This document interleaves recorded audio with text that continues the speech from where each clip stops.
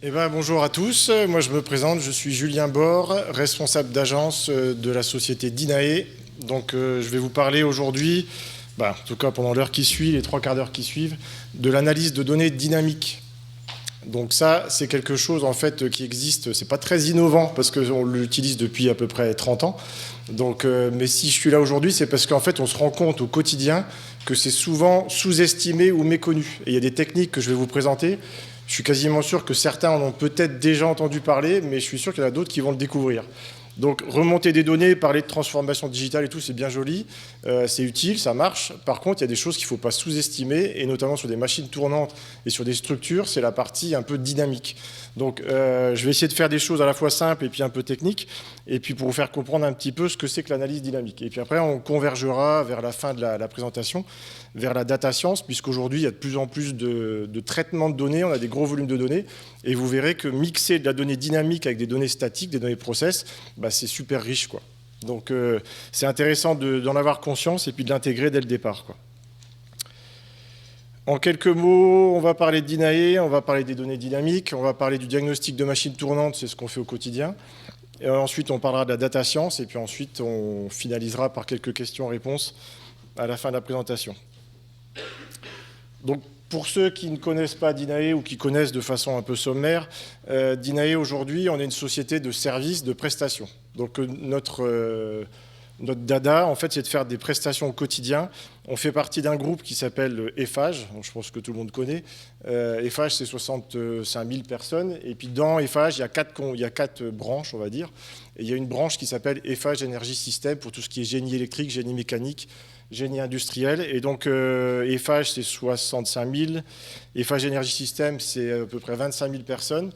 Et dans Eiffage Energy System, il y a Clemcy, dont Dinae fait partie. Donc, Dinae est une filiale de Clemcy. Donc, Clemcy, là, on connaît peut-être un peu plus parce que c'est alsacien, donc c'est de Mulhouse. Clemcy, aujourd'hui, il y a à peu près 5 200 salariés dans le groupe, dont 2 000 qui sont employés sur la région alsacienne, quoi. Donc Dinae, nous on se trouve dans Clemcy, dans ces 5200 personnes du groupe Clemcy, quoi. Donc qu'est-ce qu'on fait chez Dinae ? On fait du diagnostic de machines tournantes, d'équipements, d'installations électriques, de structures, parce que souvent on parle de machines tournantes, mais il y a des structures, il y a des génies civils, il y a des massifs, il y a des tuyauteries, il y a des supportages de tuyauteries. Donc tout ce qui peut se dégrader sur votre site industriel, nous, notre métier, c'est souvent, moi je fais l'analogie avec la médecine, c'est de faire un état de santé en fait de la machine, quoi. Donc que ce soit un moteur, que ce soit une pompe, que ce soit une tuyauterie, ou une table, un génie civil, ou ce que vous voulez, quoi. Tout peut se dégrader avec le temps. Donc nous on existe depuis plus de 40 ans, et puis donc on répond souvent à des besoins clients qui sont orientés sur la maintenance de façon générale, la fiabilité et l'optimisation de process, et puis aussi la recherche de défauts de qualité. Donc quand vous êtes sur des process automatisés, en fin de production, des fois il peut y avoir des problèmes de qualité. Si vous fabriquez du papier, vous pouvez avoir des variations d'épaisseur. Donc comment on peut essayer de résoudre ces problèmes de qualité ? Ça, c'est des choses sur lesquelles on intervient aussi beaucoup. On a nos propres informaticiens pour développer nos propres logiciels de diagnostic. Alors pourquoi ? C'est parce qu'on est autonome, on est réactif. Si demain on a une meilleure méthodologie pour faire un diagnostic de roulement, on peut l'implanter rapidement dans le logiciel. On n'est pas lié à un fabricant qui lui va bouger s'il y a des perspectives de licence ou des choses comme ça. Donc depuis 30 ans, on a nos propres logiciels. Et puis là, vous avez quelques copies d'écran de nos logiciels. Là, ça c'est une copie générale, mais ça, c'est l'outil qu'on utilise au quotidien, c'est du spectre. Donc on va parler un petit peu après d'analyse spectrale. L'analyse spectrale, ça vous permet de décomposer tous les phénomènes périodiques et les phénomènes aléatoires. Donc sur une machine, quand je prends un signal temporel, quand j'en fais un spectre, je peux voir des choses périodiques. Alors sur un spectre, ça va être des raies, et puis des choses aléatoires. Donc des problèmes de lubrification, c'est de l'aléatoire. Des problèmes de cavitation, c'est de l'aléatoire. Un balourd, un choc périodique, c'est du périodique. Donc ça, c'est vraiment l'outil de base qu'on utilise au quotidien pour faire du diagnostic de machine. Là, à côté, vous avez en fait une représentation graphique d'un engrainement. Donc là, vous êtes sur un... Pardon, je m'éloigne du micro, parce que j'étais en train de me dire, je vais me faire rappeler à l'ordre. Donc là, on a une représentation graphique d'un engrainement. Et vous voyez, en fait, alors je ne sais pas si vous voyez bien l'écran ou pas, mais si vous regardez les petits pics, vous allez voir le nombre de dents. Donc ça, c'est une représentation en coordonnées polaires des vibrations au passage de chaque dent. Donc chaque dent transmet un effort, chaque passage, chaque engrainement transmet un effort. Et donc vous avez une vibration, et là on voit sur les 3/4 du tour que les vibrations sont homogènes, et puis qu'il y a une grosse dissymétrie. Ah pardon, oui, je vais faire comme ça plutôt, parce que sinon ça va... Hop.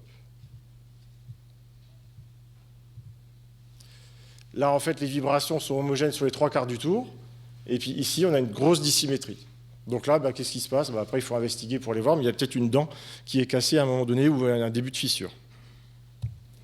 On est organisme de formation agréé, donc là, on dispense des stages de formation dans les différents métiers des compétences de Dinae. Donc ça va être de la maintenance conditionnelle, ça va être de l'analyse vibratoire, ça va être du diagnostic de roulement, du diagnostic d'engrenage, de l'instrumentation, et puis on a aussi des stages certifiants, pardon. Donc la synthèse de Dinae, en fait, il y a des termes qu'on utilise quasiment tous les jours. Donc il y a l'expertise, donc là, Karim en a parlé tout à l'heure. L'expertise, vous avez un souci sur votre machine, c'est-à-dire que votre machine ne se comporte pas comme d'habitude. Donc le but de l'expertise, c'est de venir, d'investiguer et d'essayer de comprendre ce qui ne va pas. Donc ça, ce terme d'expertise-là, on l'utilise quasiment tous les jours. Et puis l'opposé, c'est pas vraiment l'opposé, mais c'est le complément, on va dire, c'est le suivi, le contrat. Donc là, je n'ai pas de soucis, mais je veux les éviter, on va dire. Donc l'analogie avec la médecine, parce que tout à l'heure on parlait un peu d'état de santé des machines, l'expertise, je ne suis pas bien, je veux savoir ce que j'ai. Donc je vais aller passer des radios, des échographies, des choses comme ça. Donc là, on va conseiller le type de mesure qu'il faut faire par rapport à ce que nous aura dit le client. Et puis le suivi, il n'y a pas forcément de souci, mais par contre, on va écouter le client comment fonctionne sa machine et on va mettre en place les bons indicateurs pour surveiller dans le temps l'état de santé. Aujourd'hui, là, si on surveille votre tension artérielle, je ne peux pas garantir que vous soyez tous en bonne santé dans 1 mois, dans 6 mois, et je ne sais même pas si vous resterez en bonne santé, même si on mesure la tension artérielle tous les jours. Donc ça, vous verrez dans les présentations, on va faire l'analogie souvent avec la médecine. C'est vraiment un comparatif qui est simple à comprendre. Donc le suivi, on fait des mesures périodiques. Alors on a parlé de online, c'est du 24 heures sur 24. On a du périodique 1 fois par mois, 1 fois tous les 6 mois. Mais il faut être conscient qu'un suivi, ça permet de voir des familles de défauts, mais vous ne verrez pas forcément tout. Donc il faut être conscient des limitations de chaque suivi. On est capable de mettre en place des contrats aussi sur site. Donc chez Clemcy, avec Dinae, on a d'autres entités d'expertise mécanique. On peut prendre en charge des plans de maintenance mécanique. On peut faire aussi de la lubrification, donc des contrats de lubrification, d'analyse d'huile, d'analyse de graisse. Donc tout ça, on est capable d'avoir des équipes sur place à moindre coût en optimisant différentes prestations. Et puis Dinae en base arrière pour faire de l'analyse de données. Instrumentation, on en a parlé un petit peu avec IFM juste avant, c'est quelque chose qui évolue de plus en plus. Donc les techniques d'instrumentation ont évolué. Il y a 20 ou 25 ans, un accéléromètre c'était vendu dans un petit écrin avec un peu de feutrine, ça coûtait cher. Aujourd'hui, ça devient du consommable. Donc dans la tendance actuelle avec la transformation digitale, on a de plus en plus de demandes d'instrumentation, et notamment en vibration et d'autres types de mesures physiques. Donc aujourd'hui, avec Dinae, on propose à la fois de déporter de la mesure. Vous avez des zones dangereuses, difficiles d'accès, on peut mettre de la mesure accessible un petit peu en dehors de cette zone-là. Ou alors on peut proposer des systèmes online qui vont de 2 chevaux à la Rolls-Royce. Et puis donc c'est ce que je disais tout à l'heure, il y a des systèmes online qui vont mesurer la tension artérielle, et puis il y a des systèmes online qui vont faire la radiographie, l'échographie, la prise de sang, etc. Donc tout ça, ça a des coûts, mais par contre, on voit plus de choses. Et par rapport au type de famille de défauts qu'on veut éviter ou qu'on veut diagnostiquer, ça va permettre d'aller plus ou moins loin. Donc effectivement, il faut qu'il y ait des enjeux techniques et économiques après pour savoir où est-ce qu'on met le curseur. Donc on fait des logiciels d'acquisition, donc on les fait pour nous et puis aussi pour nos clients. Donc on fait du logiciel aussi sur mesure, et puis donc formation comme on a dit. Voilà, donc là c'est un exemple justement de coffret d'instrumentation online avec des modules IFM où là il y a une intelligence dedans. Donc on peut programmer un certain nombre d'indicateurs et pas juste la tension artérielle. On peut faire d'autres indicateurs pour surveiller de façon plus précise l'état de santé d'une machine. Et puis après, il y a des connexions Internet, Ethernet, Modbus, Profibus, ce que vous voulez selon le site client. Donc les données dynamiques, qu'est-ce que c'est? Donc là, en fait, une petite explication simple. Une donnée dynamique, ça va être une donnée qui varie plusieurs centaines de fois ou milliers de fois par seconde. On parle les vibrations, le courant, les vitesses de rotation, tout ça, c'est des données dynamiques. À l'inverse, une donnée dite lente, ça va être un exemple, c'est la température. Une température, là, dans cette pièce-là, il ne va pas y avoir de variation de température plusieurs fois par seconde. Là, s'il fait 23 degrés, il fera 23 degrés. Dans 2 minutes, il fera encore 23 degrés. Par contre, la vibration, si on mesure des vibrations sur une table, elle risque de bouger plusieurs fois par seconde. Donc, c'est une donnée dynamique. Ça veut dire que ce n'est pas le même type de mesure, ce n'est pas le même type de système d'acquisition, et puis ce n'est pas le même type de compétences derrière en termes de post-traitement du signal. Si je fais une mesure de température, là, l'exemple, je vais avoir une température qui va évoluer dans le temps, alors qu'une mesure de vibration, ça va osciller plusieurs fois par seconde. Donc la donnée dynamique, on va en parler après, c'est quelque chose, alors on parle souvent de fréquence en données dynamiques, donc c'est un lien avec la période, on va parler en hertz. Donc les données dynamiques, c'est des choses qui vont être à plusieurs centaines de hertz, ou jusqu'à 1000, 2000, 10 000, 20 000 et plus. Donc l'aspect dynamique de certaines données est trop souvent méconnu. Ça oui, ça nous on s'en rend compte depuis tout le temps. C'est aussi pour ça que moi j'ai insisté pour parler un petit peu de la dynamique aujourd'hui. Sur des mesures de vibration, si vous enregistrez une mesure de vibration à un moment donné avec une certaine durée d'observation, vous pouvez, si vous ne mettez que au début, vous pouvez ne pas voir certaines choses. Là, vous avez un exemple de vibration sur un accouplement.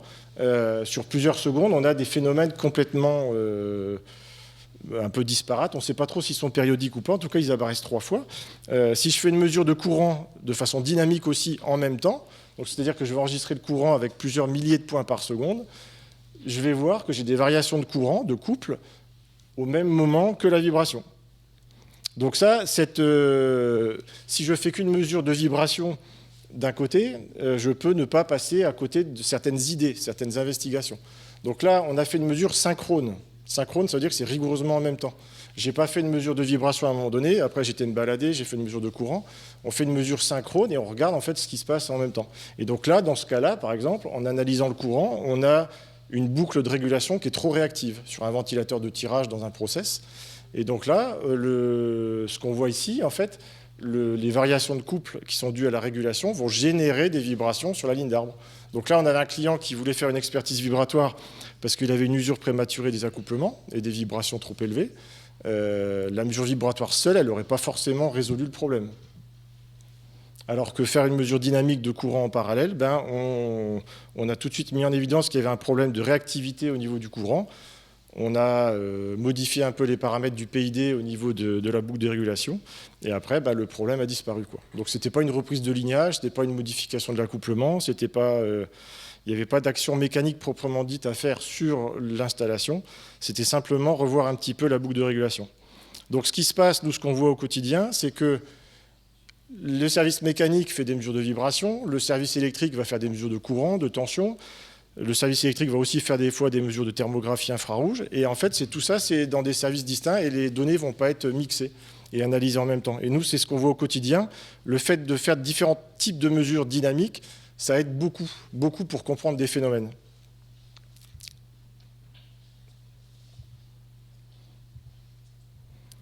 Donc les données dynamiques, en fait, ce qui est important, c'est déjà de connaître le process, parce qu'après, on ne peut pas deviner quel type de mesure va être intéressante de faire.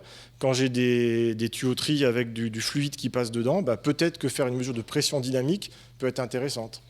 Si j'ai une machine tournante, des vibrations, du courant, etc. Donc c'est nécessité déjà de bien connaître le process. Les données dynamiques sont riches en informations, donc ça on verra quelques études de cas après. Et puis, il y a beaucoup d'anomalies, en fait, qui peuvent être diagnostiquées grâce à l'analyse dynamique des signaux, et bien plus qu'on imagine.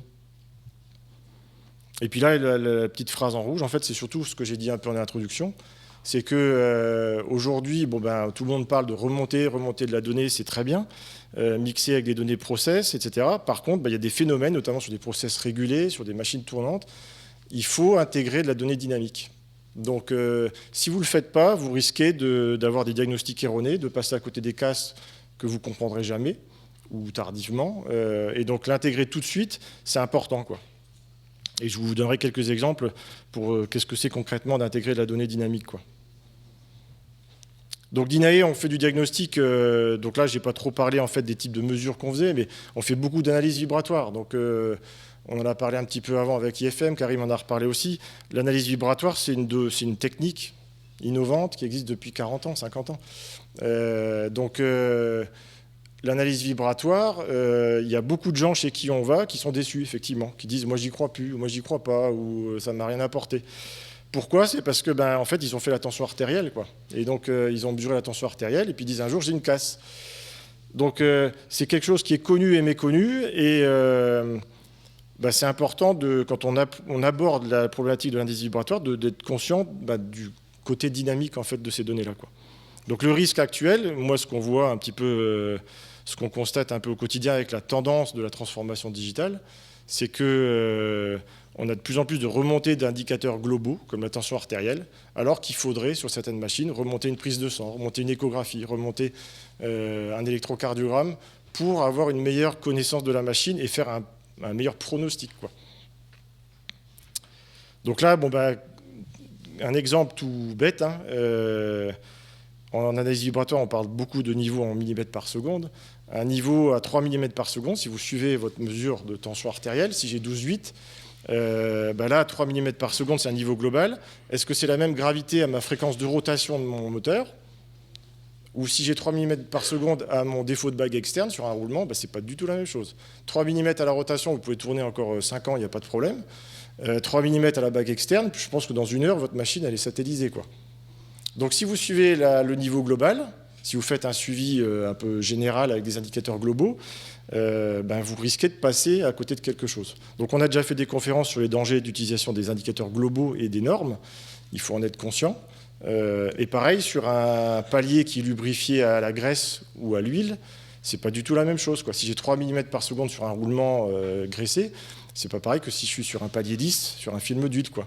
Donc, pourtant, on a 3 mm par seconde partout. Donc, si je suis juste la valeur globale, je peux passer à côté de plein de phénomènes, quoi. Donc, c'est important de l'intégrer et puis de le prendre en compte après selon notre stratégie après qu'on veut mettre en place, quoi. Que ce soit du suivi, de l'expertise ou du online, quoi. Donc là, des exemples, en fait, de méthodologie au niveau analyse vibratoire. Quand vous faites une mesure sur une machine tournante, vous avez toujours au départ un temporel. Donc le signal temporel, c'est un signal brut, dynamique, plusieurs milliers de points par seconde. Et puis après, on va faire nos fameux indicateurs globaux. Donc là, on va regarder, on peut faire des courbes de tendance, des histogrammes, des choses comme ça. Mais il ne faut pas s'arrêter là. Et puis après, il faut créer d'autres indicateurs. Et puis donc, nous, on va regarder d'autres indicateurs spectraux, temporels, scalaires, etc. Et puis un exemple, comme tout à l'heure, là, un exemple de spectre. Ça, en fait, c'est une autre représentation graphique. Le spectre, souvent, les gens voient ça un peu comme quelque chose de barbare. C'est juste une représentation graphique, c'est simple à comprendre. Je décompose des choses aléatoires et des choses périodiques. Donc là, ici, il faut être devin pour savoir s'il y a un défaut de roulement. Là, on saura le dire, normalement. Donc le spectre, déjà, il donne beaucoup plus d'informations qu'un indicateur global, parce qu'on va pouvoir voir si j'ai des balourds, si j'ai des chocs, si j'ai des modulations, si j'ai des problèmes de lignage, etc. Donc c'est un outil qui est utilisé systématiquement. Après, sur le temps, on peut faire beaucoup plus de choses qu'on imagine aussi. Donc le signal temporel, en fait, là, on peut le moyenner, ce qu'on appelle faire du moyennage synchrone, faire un découpage du signal temporel, faire des moyennes par rapport à un temps de cycle, par rapport à une ligne d'arbre, à une fréquence de rotation. Et puis après, comme tout à l'heure, en fait, on peut l'afficher en coordonnées polaires pour voir. Donc là, déjà, si vous ne savez pas le nombre de dents de votre réducteur, il suffit de compter les petits pics là, et puis vous avez le nombre de dents de votre réducteur. Donc déjà, ça, c'est sympa. Après, à la rigueur, si c'est la dent 4 ou la dent 12 qui est cassée, du moment que je sais que j'ai une dent cassée, je suis déjà content, quoi. Mais donc là, si vous suivez dans le temps, donc nous on a des clients qui ont des gros réducteurs avec des gros enjeux. Le délai d'approvisionnement, en fait, des fois ça peut être 1 an ou 2 ans sur des gros roulements, hein, des roulements qui font 1 mètre de diamètre ou plus. Faire un suivi de profil d'engrainement, c'est facile, c'est visuel, il n'y a pas besoin d'être expert. Là, tout le monde a vu qu'il y avait quelque chose de bizarre ici, quoi. Donc faire un suivi comme ça, c'est intéressant si vous avez des enjeux derrière qui sont importants. Donc là, maintenant, la vibration, on en parle rapidement parce que c'est quelque chose qui a déjà été abordé aussi à plusieurs journées Innova, hein, et puis tout le monde connaît un petit peu, mais je voulais vous parler surtout d'autres techniques en fait, qui sont très très riches et très complémentaires. Donc, vous avez le diagnostic par analyse du courant. Donc ça, c'est une technique aussi innovante, hein, toute récente, parce qu'on l'utilise depuis 1995. Donc, on a des milliers de machines qu'on a suivies par le diagnostic par analyse du courant. Donc, en fait, vous mettez une pince ampère-métrique sur un des câbles d'alimentation du moteur, et puis vous allez regarder comment le courant se comporte. Un électricien, il va mettre sa machine, il va dire, bah, tiens, j'ai 32 ampères. Nous, on va faire une analyse dynamique. On va prendre plusieurs milliers de points par seconde, et on va regarder si le courant, il module, il évolue ou pas, quoi. Donc, cette technique-là, elle va nous permettre de voir tout un tas de familles de défauts, et pas que des défauts électriques, parce que souvent on dit, tiens, une pince ampère-métrique, c'est pour ça aussi tout à l'heure, quand je disais, il y avait le service mécanique qui fait de la vie, le service électrique qui fait des mesures de courant, bah, il faut essayer dans le temps de mixer un peu tout ça, parce que vous dites à un électricien, fait une mesure avec une pince ampère-métrique pour avoir un défaut de cardan, il va dire, ouh là là, service mécanique, et puis si vous dites à un service mécanique, va faire une mesure de courant, ah bah, c'est service électrique, quoi. Donc ça, c'est des trucs qu'on voit tout le temps. Pourtant, une pince ampère-métrique sur une phase, avec 2 minutes d'enregistrement à 2000 points par seconde, ben vous pouvez avoir des images de défauts mécaniques, comme des problèmes d'accouplement, des problèmes de clavette, des problèmes de cardan, des problèmes d'engrenage, et puis vous allez être bien plus précoce que la vibration sur certaines familles de défauts.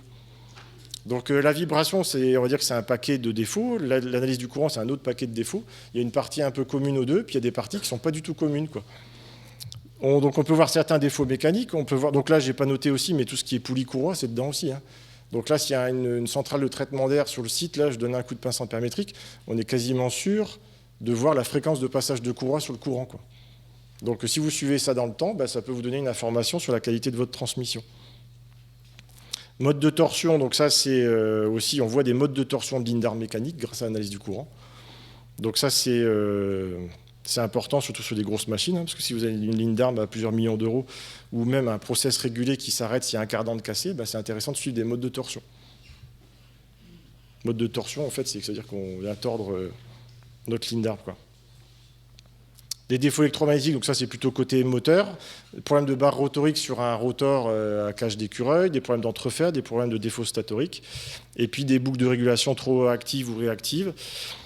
Et donc le principe, en fait, bah, c'est je fais un enregistrement du signal temporel, et puis vous avez, donc ça c'est un vrai signal, là c'est un signal simulé sur MATLAB hein, ou autre. Vous avez votre sinusoïde, donc en France on est à 50 Hz, donc là vous retrouvez votre 50 Hz du moteur, quoi, ou sur un variateur à une autre fréquence. Bah, l'amplitude qui est ici, elle n'est pas toujours constante. Et donc le but en fait de notre traitement qu'on va faire derrière, c'est d'essayer de comprendre pourquoi cette amplitude n'est pas constante. Donc là, on l'a fait volontairement varier de façon cyclique. Là, je mets mon curseur, ma souris, tout le monde sait mesurer la période de la petite vague. Sauf que dans le cas réel industriel, il n'y a pas qu'une fréquence de modulation, il y en a plein. Et donc c'est pas facile là, en un coup d'œil, de savoir si j'ai des modulations au passage de ma courroie ou des choses comme ça. Donc en fait, ce qu'on va faire, c'est qu'on va faire un post-traitement avec une petite équation là, sympa, voilà. En fait, bon, c'est simplement pour vous dire qu'à partir de ça, on va faire de l'extraction de fonctions de modulation. Donc, ça peut paraître barbare. En fait, c'est ce qui se passe dans votre autoradio, hein. Votre autoradio, le matin, vous mettez la voiture. Quand vous êtes sur 92.4 pour avoir RTL, par exemple, on fait de la démodulation. Donc, c'est-à-dire qu'on se met sur une porteuse qui, elle, transmet en FM autour de Strasbourg, et puis on va extraire le signal audible. Donc on fait de la démodulation, c'est quelque chose qui est appliqué dans l'électronique et depuis très longtemps, quoi. Et on l'applique en fait au niveau industriel, et donc on va obtenir des spectres de fonctions de modulation d'amplitude et de modulation de fréquence. En gros, à chaque fois que vous êtes à côté d'une machine et que vous entendez des bruits de modulation, des fois ça fait toujours c'est ça c'est une modulation. Donc si je fais une mesure de courant, je suis quasiment sûr à un moment donné de retrouver une raie à une certaine fréquence qui va me dire mon courant il module à telle fréquence. Et après, quand vous connaissez votre machine, vous allez dire tiens c'est bizarre, c'est la rotation de mon cardan. Ça c'est bizarre, c'est la rotation de mon engrenage.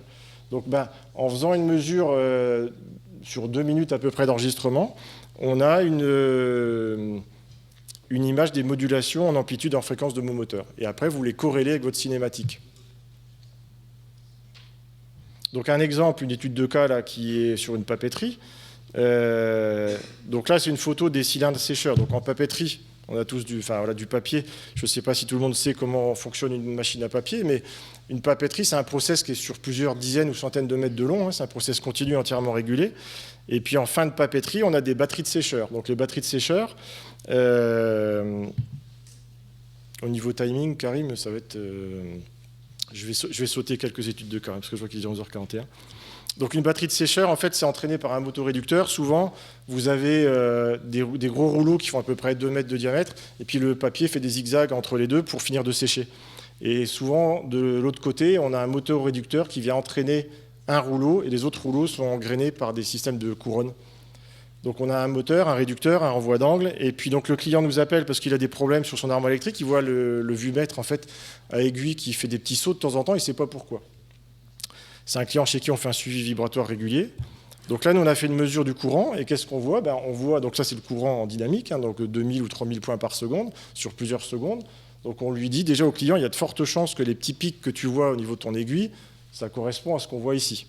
Donc on va post-traiter cette donnée-là pour essayer de comprendre, donc on fait de la démodulation.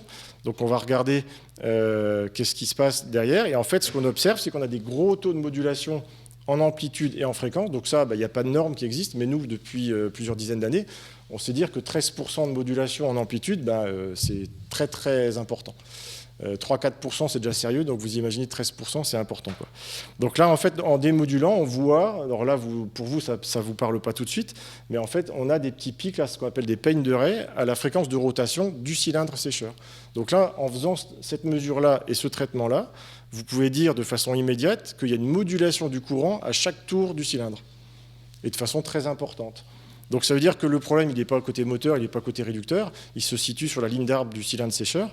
Et puis donc on va faire un autre post-traitement derrière, cette fois-ci sur le signal temporel. Donc on va moyenner le courant, on va faire un moyennage synchrone du courant sur un tour de cylindre sécheur. Donc on a ce motif-là en fait qui ressort, ici, là, voilà, et on va le tracer en coordonnées polaires. Et donc là, comme tout à l'heure en vibration, ce coup-ci c'est du courant, hein. C'est un courant qu'on met sur un tour. On voit les fluctuations de couple en fait sur un tour de cylindre sécheur. Donc là, vous voyez que j'ai un courant qui est à peu près uniforme, et puis là, j'ai un saut, là, j'ai un saut, là, j'ai un saut, là, j'ai un saut. Et en fait, le client, lui, a été voir ses roues avec ses dents, et effectivement, il y avait des dents qui étaient cassées à ces endroits-là, quoi.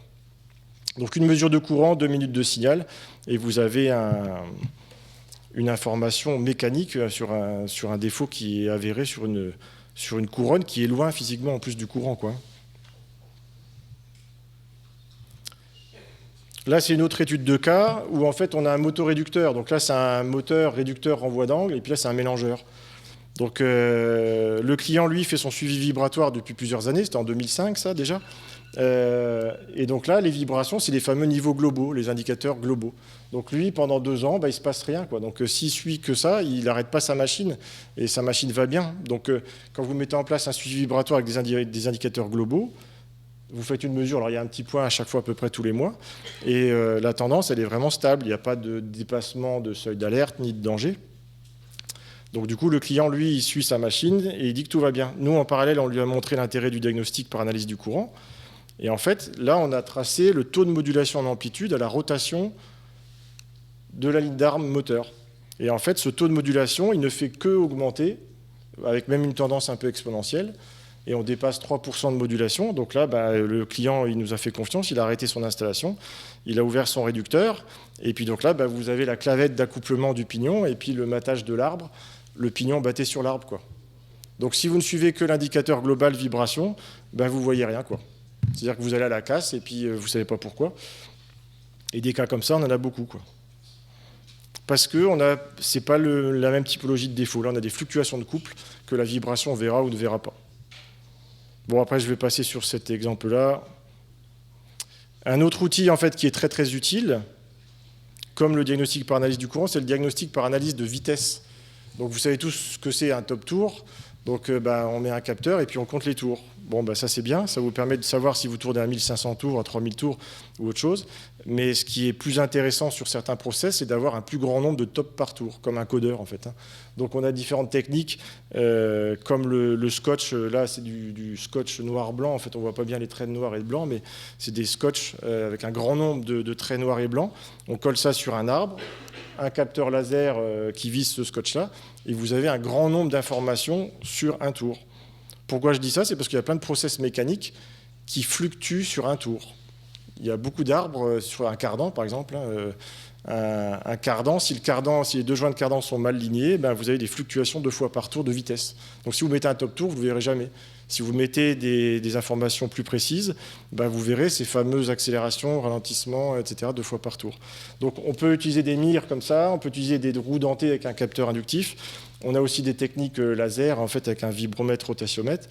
C'est des techniques qui marchent bien. Donc comment on les utilise, ces techniques-là? Ben, sur l'exemple de suivi des accouplements sur des machines alternatives, donc sur des compresseurs, sur des moteurs diesel, des choses comme ça, on a des accouplements élastiques qui permettent de filtrer. C'est-à-dire que vous avez un moteur diesel qui va générer à chaque explosion du moteur des fluctuations de vitesse. Le but, c'est de filtrer un peu pour que l'alternateur qui est derrière ne subisse pas toutes ces variations de couple. Donc on met un accouplement élastique. Si on fait une mesure de vitesse en amont et en aval de l'accouplement, on va avoir des mesures comme ça. Donc là, on va les filtrer pour essayer de voir un peu mieux ce qui se passe. Donc on les filtre. Donc là, c'est les mesures réelles, ce n'est pas des signaux théoriques. Et puis donc là, on a une mesure avant l'accouplement en rouge et après l'accouplement en vert. Donc déjà, on voit qu'il y a un déphasage et puis il y a une amplification. Donc là, on a ce qu'on appelle la vitesse différentielle. C'est l'écart de vitesse entre l'entrée et la sortie de l'accouplement. En gros, au lieu de filtrer, vous accentuez, vous amplifiez les fluctuations. Donc ça vous couvrez à la casse de l'accouplement, quoi. Donc ça, il y a différentes raisons, il y a des problèmes de conception des fois, c'est-à-dire qu'il y a des fabricants d'accouplement qui ont sous-estimé en fait les modes de torsion qui allaient être excités. Donc la mesure de vitesse, elle est très riche parce que ça permet d'avoir des informations autres que la vibration ou le courant. Là, c'est un moteur réducteur, encore un cardan, puis un cylindre. On a un taux de modulation du courant qui est très élevé, 6%. Donc là, on sait qu'il y a un défaut de cardan. Par contre, le client, il a des casses régulières de son produit. Donc on va essayer de comprendre pourquoi il y a des casses, parce qu'on sait qu'il y a un problème de lignage de cardan avec le taux de modulation du courant. On va faire une mesure de vitesse, donc on va mettre du scotch sur l'arbre, on va mesurer les variations de vitesse sur un tour. Et là, en fait, on visualise à l'écran les variations de vitesse.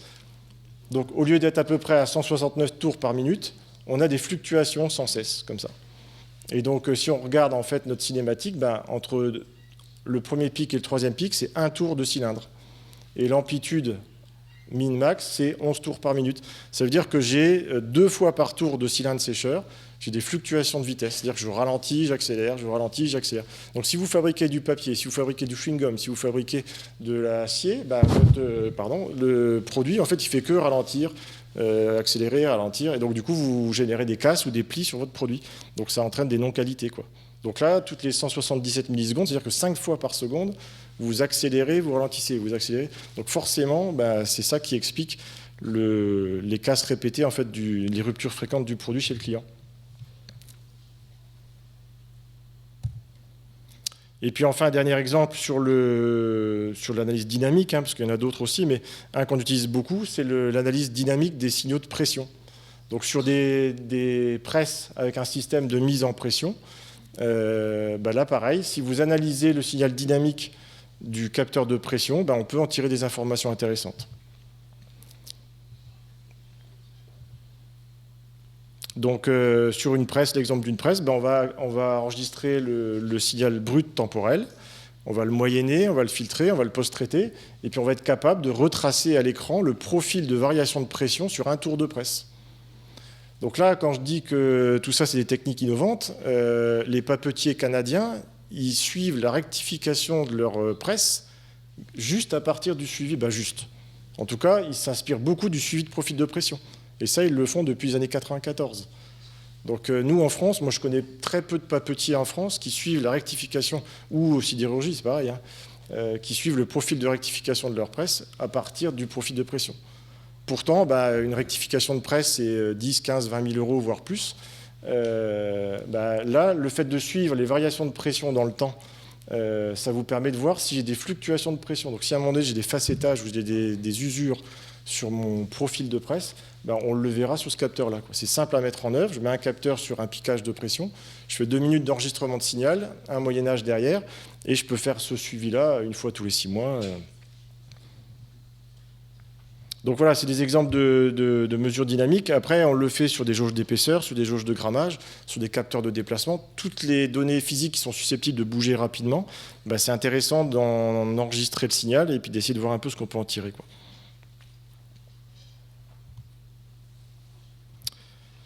Donc les données dynamiques, alors que ce soit l'analyse vibratoire, analyse électrique, analyse des profils de pression, bah, c'est des phénomènes, des techniques qui sont très complémentaires et il ne faut pas faire que l'une ou que l'autre, mais c'est bien de mixer un peu tout ça parce que ça permet de voir différentes familles de défauts. Donc si on ne prend pas en compte ces phénomènes dynamiques, bah, il y a beaucoup voilà, de clients qui mettent en place des suivis sans prise en compte de ces choses-là. Et puis donc on risque de ne pas voir certaines casses, on risque de ne pas comprendre l'origine. Et puis des fois on peut avoir aussi des confusions dans les analyses parce qu'on va partir sur d'autres investigations des fois. Et puis là je répète, bah, si vous faites de l'usine du futur aujourd'hui, de la transformation digitale, et que vous n'intégrez pas certaines problématiques de données dynamiques sur certaines machines tournantes, ce n'est pas valable partout. Hein, donc, mais après, il faut se poser la question, il faut cogiter, il faut voir un peu quel type de mesures sont intéressantes de faire. Et donc, il faut les prendre en compte aujourd'hui dans votre transformation digitale, quoi, parce que c'est important. Donc après, bah, qu'est-ce qu'on peut en tirer aujourd'hui dans la data science? Aujourd'hui, la data science, en fait, c'est la valeur ajoutée en fait, du big data. Stocker de la donnée, c'est joli. Avoir des milliers et des milliers de données, c'est bien. Maintenant, il faut les faire parler, ces données-là, quoi. Donc la data science, en fait, c'est toutes les techniques qui vont permettre d'extraire des informations, des lois de comportement, des modèles, etc. Donc ce qui est hyper important, c'est que c'est souvent... On ne fait pas de la data science ou de l'usine 4.0 sur un site d'un coup comme ça. Nous, l'approche de Clemcy et d'Inae, elle est différente. En fait, on répond à des problématiques métiers, quoi, pour ne pas se disperser et puis pour traiter des cas particuliers. Et ensuite, après, bah, le déployer sur un site entier ou pas, quoi. Donc on passe souvent par une phase de POC, hein, ce qu'on appelle les POC, c'est les preuves de concept, où là on va travailler sur une petite machine ou un sous-élément en fait, de votre site. Et ensuite, on va essayer de donner du sens aux données, donc on va faire des mesures et puis on va essayer de les faire parler. Et puis après, bah, une fois qu'on a trouvé des modèles qui sont concluants et pertinents, bah, après, on va capitaliser, essayer de suivre des dégradations pour enrichir le modèle. Et après quelques mois, quelques années, bah, on va pouvoir faire des prescriptions hein, pour dire un petit peu quel type d'action peut amener du mieux sur l'installation. Donc, guidé par un besoin métier, c'est quoi, par exemple? Donc, un exemple d'installation, donc des agitateurs, des mélangeurs, des centrifugeuses, des choses comme ça. Vous en avez partout dans la chimie, la pétrochimie, l'agroalimentaire, les papeteries, comme on a dit tout à l'heure, etc. Donc, en gros, vous avez un produit, une recette qui est faite dedans, et puis vous avez un mélange. Donc, tout le temps, j'ai des clients qui me disent « Ouais, tiens, j'ai un arbre qui a cassé, j'ai l'accouplement qui a cassé. Je ne sais pas pourquoi. Est-ce que vous pouvez mettre des capteurs de vibration ?» Bah oui, on peut en mettre, il n'y a pas de souci. Par contre, bah, c'est peut-être pas en faisant que ça qui va résoudre le problème. Pourquoi? Parce que on a des recettes différentes, donc ça ne vibre pas de la même façon. On a des densités différentes. Quand vous ajoutez des produits, des poudres ou des choses comme ça, le liquide qui est dedans va être plus ou moins épais, plus ou moins liquide, donc les vibrations vont être différentes. Vous avez des vitesses de rotation différentes, parce que des fois c'est régulé. Vous avez des débits différents, vous avez des quantités différentes. Donc il y a plein de paramètres en fait. Donc si vous mettez juste un suivi de vibration, c'est comme si vous faites une mesure de tension artérielle, puis vous ne regardez pas si vous faites du sport, si vous mangez, si vous dormez. Donc si vous faites juste une mesure et vous regardez dans le temps, ça risque de faire le yo-yo, mais vous ne saurez pas pour quelle raison, quoi. Donc c'est hyper important de savoir si vous étiez en train de manger, en train de courir, en train de faire la sieste, etc. Là c'est pareil, il faut récupérer plein de paramètres process en plus de la vibration. Donc là, dans cette problématique-là, on peut mettre en place une surveillance en fait, efficace sur ce genre d'installation, mais en mixant des données. Ce n'est pas juste en mettant un capteur vibratoire. Même s'il y a un peu d'intelligence derrière, ça peut ne pas suffire.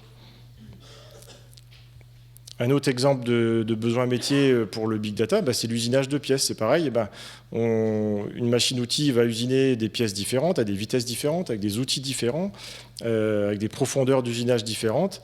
Et la surveillance du vieillissement des broches, c'est hyper important de ne pas que faire de la vibration d'un côté, mais c'est bien de mixer tout un tas de données pour corréler, pour essayer de faire des modèles de comportement, pour savoir dans telles conditions je dois vibrer comme ça, dans telles conditions je dois vibrer comme ça, et pour estimer des courbes de vie, quoi, en fait. Et puis là, bon, on parlait de facettage tout à l'heure en fait, sur des presses, c'est pareil, hein, c'est un autre exemple.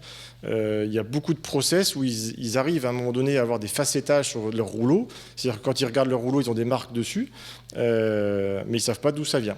Donc il faut enregistrer sur plusieurs semaines avec différents paramètres process, différentes pressions, différentes vibrations, pour essayer de comprendre un petit peu ce qui se passe, quoi. Donc ça, c'est des exemples de besoins métiers.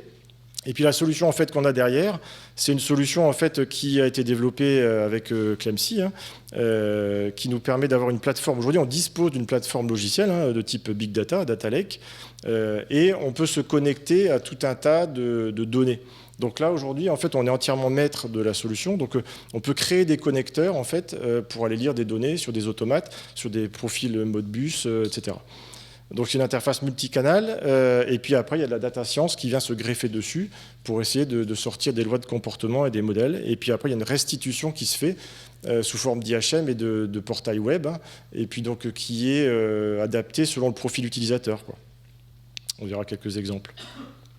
Donc là, en quelques verbes, on va connecter des données, c'est-à-dire qu'on peut récupérer des données de différents paramètres, différents process, différents automates. On peut les collecter, les gérer, les nettoyer, les mettre en forme. Ensuite, automatiser des calculs derrière dessus. Et puis après, livrer, restituer après à l'opérateur ou aux différents métiers derrière des informations sous forme de tableau de bord ou autre, quoi. Bon, cette solution-là, elle peut être aussi bien en embarqué au plus près de la machine, c'est ce qu'on fait beaucoup au début pour l'époque. Puis après, elle peut s'installer en réseau local ou alors en réseau distant, quoi. Donc là, bon, ça c'est des exemples de restitution de tableaux de bord. Donc là, ces tableaux de bord-là sont entièrement configurables. C'est-à-dire que nous, on peut livrer quelque chose qui répond à un besoin. Puis après, le client peut tout à fait créer d'autres tableaux de bord à partir de d'autres profils utilisateurs. Concrètement, en fait, sur un cas, sur un exemple, on va analyser le besoin et puis comprendre la compréhension du problème métier, compréhension des données, préparation des données, et puis ensuite on va passer à la phase un peu plus complexe où là on va essayer de faire parler les données. Donc là on va faire de la modélisation, de la fouille de données pour extraire des modèles et des lois de comportement. Une fois que ça c'est valide, on va le tester et ensuite on va le réinjecter pour l'évaluer. Et quand ça fonctionne, on peut passer à la phase d'industrialisation. Si ça ne fonctionne pas, on réitère, quoi. Donc là, j'aurais fini après. Hop. Concrètement, sur une machine, un exemple de pompe ou ce que vous voulez, on va mettre un automate avec notre solution dessus. On va avoir des mesures dynamiques, parce que là, ce qu'on expliquait avant, c'était hyper important de prendre de la donnée dynamique. Donc on va mesurer des courants, des vibrations, des jauges de contraintes pour mesurer des efforts. On va mixer ça avec d'autres données process, parce que ce qu'on disait tout à l'heure, moi si je ne connais pas la recette que vous faites, le débit, etc., ça ne sert à rien que je fasse de la vibration, il faut que ce soit corrélable. Donc je vais mixer de la donnée dynamique avec de la donnée statique, process, tout ce que vous voulez. Je peux accéder à distance à ce système-là pour faire des calculs, remettre à jour mon modèle, l'améliorer. Et puis après, on va extraire des lois de comportement, des modèles qui vont permettre après de faire de la prescription et puis de la maintenance prévisionnelle, quoi. Donc on va travailler sur les analyses temporelles, indicateurs globaux, modélisation, lois de comportement, etc., quoi. Donc c'est le dernier slide, Karim, comme ça. Parce que je te vois t'agiter avec ton micro. Donc la data science qu'on fait aujourd'hui, c'est en premier lieu de la fouille et de l'analyse de données. Ensuite, on va faire de la recherche de paramètres influents, parce qu'il y a des paramètres qui sont plus ou moins influents, et des fois, il n'y a pas forcément d'équation physique qu'on imaginerait entre un capteur et un autre. Et les outils mathématiques aujourd'hui permettent de faire des choses comme ça, de voir un peu quels sont les paramètres influents. Mise sous surveillance de ces paramètres influents. Ensuite, on va faire des calculs de courbes de vie, c'est-à-dire qu'on saura, en ayant observé, vu plusieurs événements, on saura faire des prescriptions et puis aussi faire des prévisions sur la durée de vie de votre modèle. Par contre, ça, je confirme ce que disait Karim tout à l'heure, c'est qu'il faut passer aussi par des phases d'apprentissage, c'est-à-dire qu'il faut voir, il faut déjà avoir un cycle complet.